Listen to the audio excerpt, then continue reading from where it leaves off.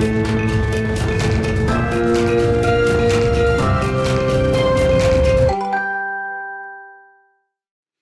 à toutes et à tous, bienvenue dans Art et Marché, l'émission qui vous ouvre les portes du marché de l'art. Et pour cette édition week-end, on parle d'une cave qui rassemblait 40 000 bouteilles et 25 000 sont aujourd'hui en vente. C'est la cave de l'hostellerie Jérôme. Une dispersion qui est prise en main par la maison de vente Bonhams. Et je suis ravie de recevoir Amaïs Aoulier, qui est directeur monde du département vin et spiritueux chez Bonhams, pour parler de ce marché du vin en mutation. Je rappelle que l'abus d'alcool est dangereux pour la santé. C'est parti, c'est Art et Marché.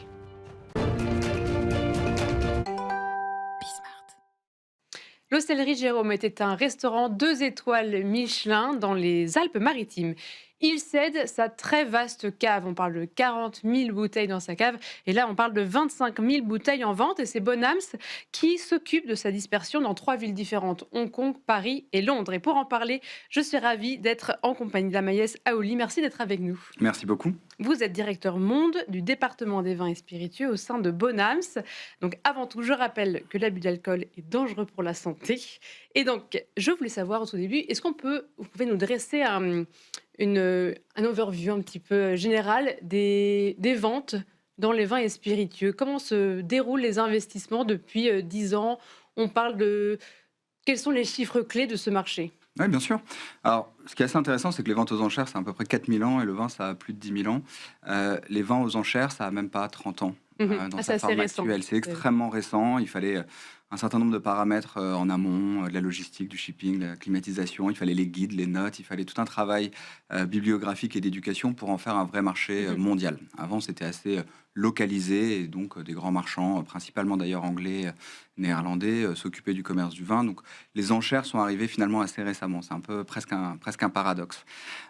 Et là-dedans, des grandes maisons ont commencé à investir dans le département des vins avec ce qu'on appelle des experts, puisque le vin est probablement l'un des produits les plus sensibles à peu près tout d'ailleurs, à l'humidité, à la chaleur, au transport. Oui. Un des plus compliqués à transporter pour l'histoire de douane, on va peut-être en parler. Les douanes, ça peut se casser des réglementations, aussi. il y a plein de pays pour lesquels c'est interdit, et ainsi de suite. Et donc, il y a eu des investissements qui ont été faits plutôt à l'orée des années 2000 et une explosion du marché à partir de 2008. Là, on est sur à peu près entre 500 et 700 millions de dollars de volume d'échange de vin, sachant qu'il peut y avoir certaines bouteilles qui s'échangent plusieurs fois sur le marché.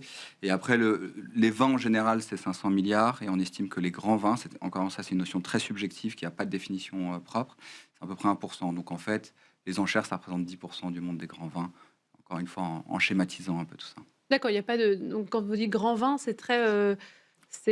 sans avoir un catalogue spécifique. C'est très subjectif, c'est très spécifique, tout simplement parce que le prix en est un des éléments, mais ne fait pas tout. Il y a des très grands vignerons qui, pour le coup, ont des bouteilles entre guillemets assez peu chères, et à l'inverse, des vins qui sont, on va dire, plutôt marketés, qui sont très chers et qui ne sont pas dans les grands vins. Donc, il y a des think tanks qui réfléchissent à ce genre de problématiques, à savoir comment en parler, comment les positionner, mais en gros, pour schématiser, c'est à peu près 5 milliards par an de production. Et en termes de région, par quel type de vin est dominé le marché aujourd'hui?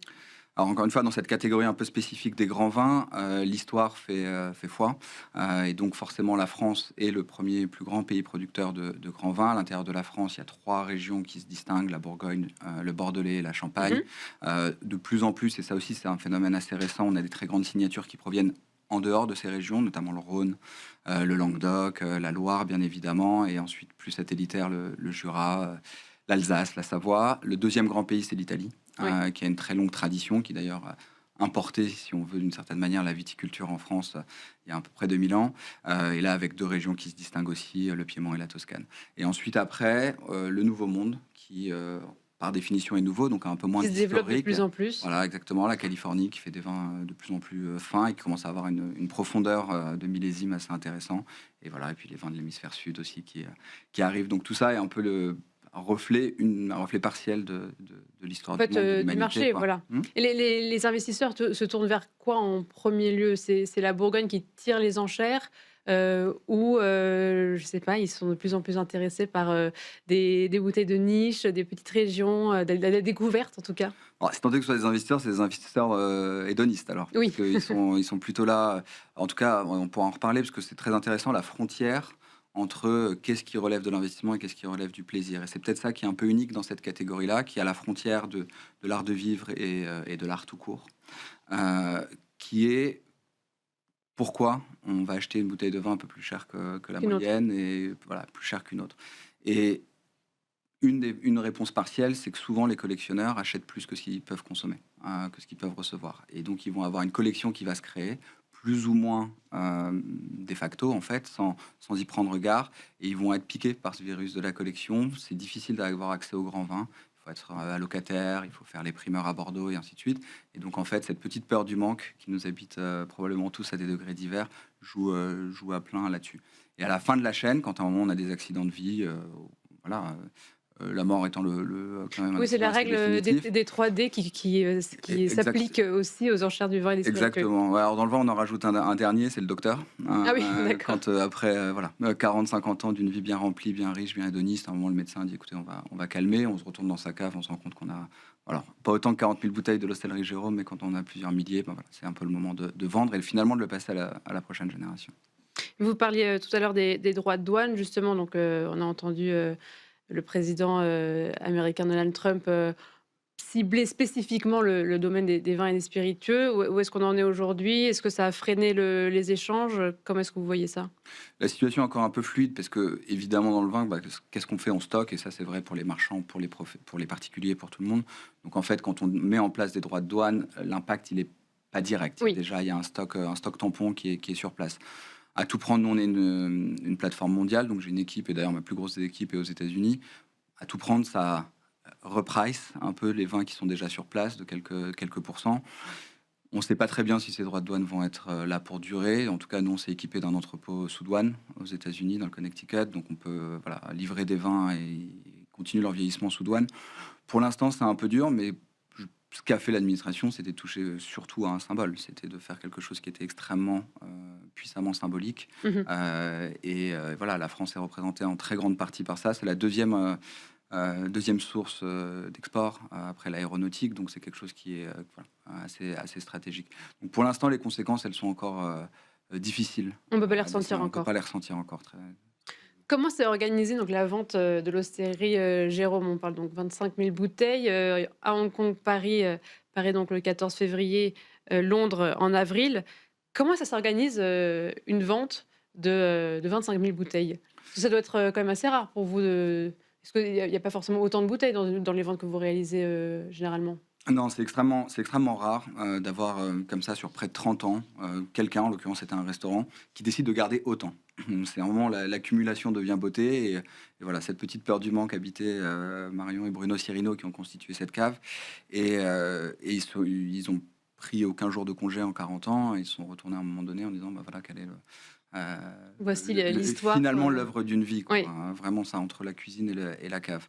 Et la raison pour laquelle il a choisi, en tout cas Bruno Cirino, le côté enchère, c'était pour pouvoir repartager. Aussi bizarre que ça puisse paraître, c'est un partage très inégal parce qu'il y a de l'argent à un moment donné en jeu, mais néanmoins, il avait reçu plein d'offres directes de gens très fortunés qui connaissaient cette cave, l'existence, et il a dit non, c'est pas du tout la manière dont j'ai envie de donner une suite à cette collection-là. C'est une entreprise logistique titanesque. On avait des containers, on avait une quinzaine de personnes pendant 2 semaines dans le sud. C'est un travail d'inventaire dingue, bouteille par bouteille. On expertise chacune des bouteilles pour pouvoir la retranscrire de la plus fidèle des manières à nos acheteurs futurs. Il y a des dîners organisés partout dans le monde. On a édité un livre, on a fait des vidéos, des films, de la presse et ainsi de suite. Donc c'est vraiment titanesque. Ça implique, au-delà du département des vins et spiritueux, toutes les équipes de Bonhams. Donc voilà, c'est la première vente transcontinentale de la maison. Parce que du coup, celle de Hong Kong a déjà eu lieu, 509 lots, tous partis, 2,9 millions d'euros de résultats. Comment est-ce qu'on choisit ce qu'on vend à Hong Kong, ce qu'on vend à Paris, ce qu'on vend à Londres? Et j'imagine que c'est des goûts différents, des cultures d'apprécier le vin différentes. C'est surtout des heures de meeting avec toute l'équipe. On a vraiment sous-pesé chaque bouteille et on a essayé de lui trouver le meilleur écrin. En fait. Et donc à Hong Kong, on a une très grande sophistication, un intérêt pour les noms les plus connus. Et c'est là où il y a une puissance financière, une puissance qui permet de valoriser ces crus-là. Donc tous les grands crus de Bourgogne, de la Romanée-Conti, du domaine Leroy, et voilà, sont plutôt partis à Hong Kong pour être au plus proche des acheteurs. toute la sophistication, donc les vignerons les plus pointus, voilà, les petites appellations, les petites appellations, etc., sont plutôt restés en Europe. Pourquoi? Parce qu'on a cette petite quête, on est un peu des enfants gâtés du vin, on est à 200 km, 300 km de pratiquement tous les vignobles, en tout cas 2 heures. Et à Londres est parti des choses qui étaient plus d'intérêt pour le trade anglais, pour les grands marchands, donc des caisses fermées, des caisses bois, des choses qui permettaient ensuite pour eux de plus tôt les revendre ou les exposer si c'était des cavistes. Qu'est-ce que vous donneriez comme conseil à quelqu'un qui veut investir dans le vin? Qu'est-ce qu'on regarde en premier? Vous êtes spécialiste, expert. Qu'est-ce que vous regardez en premier quand vous avez une bouteille à la main? Alors, il y a 2 questions dans votre question, très pertinente. Le conseil que je donnerais, c'est déjà d'aimer le voyage. Le vin, c'est vraiment un voyage dans finalement toutes les autres sciences. Les sciences dures, la géologie, la météo et ainsi de suite. Dans les sciences humaines aussi, qui va jusqu'à la religion. Donc c'est plutôt un prétexte en fait à rencontrer d'autres personnes, à aller voir les vignerons, les cavistes de quartier font un travail formidable, les sommeliers. Donc c'est plutôt un lieu d'échange en fait. La manière d'aimer le vin, c'est finalement presque par les livres et par les hommes qui le font, en tout cas, qui moi me passionne autant que ce qu'il y a dans la bouteille. Donc c'est plutôt ce voyage-là. Et ensuite, puisqu'on parle d'investissement, et d'ailleurs j'ai la chance d'avoir fait une partie de ma vie en finance avant d'arriver dans ce beau monde des vins, c'est plutôt l'horizon d'investissement. Et il y a une très belle phrase que les Anglais citent, bois la cave de tes parents et prépare celle de tes enfants. Et en fait, c'est un peu ça l'idée, quoi. C'est-à-dire que si l'horizon d'investissement dépasse plusieurs décennies, alors là, achetez autant que vous pouvez et surtout ce que vous aimez. Et c'est là où finalement on fera, exactement comme le sait avec Jérôme, des ventes qui sont extraordinaires et qui dépassent l'entendement. Tous ceux qui viennent dans le marché des vins avec une vue très court terme, en fait, ça correspond pas à l'actif sous-jacent. On peut être court terme sur les actions, sur des obligations. On peut pas être court terme dans les actifs réels. Donc, il faut avoir une vue extrêmement longue et c'est le seul produit agricole qui a la chance de s'apprécier avec le temps. Donc, profitons-en. Parce que apprécier avec le temps, il nous reste quelques secondes, mais une bouteille de vin, est-ce qu'il y a une moyenne à peu près de conservation? Combien de temps il faut garder une bouteille? Ou alors ça dépend vraiment de la région, du cépage, etc. Non, ça dépend vraiment du région. Ça dépend de la région, ça dépend du millésime, ça dépend du producteur. Donc, on ne peut pas faire une règle en moyenne 30 ans, quoi. Non, mais c'est vrai, effectivement, les très grands vins, ça dépasse le siècle. Et la plupart des vins, en tout cas, dépassent 30 à 40 ans. Mais encore une fois, il y a plein de facteurs qui rentrent en ligne de compte. Merci beaucoup Amaya Saouli. Je rappelle que vous êtes directeur monde du département des vins et spiritueux au sein de la maison de vente aux enchères Bonhams.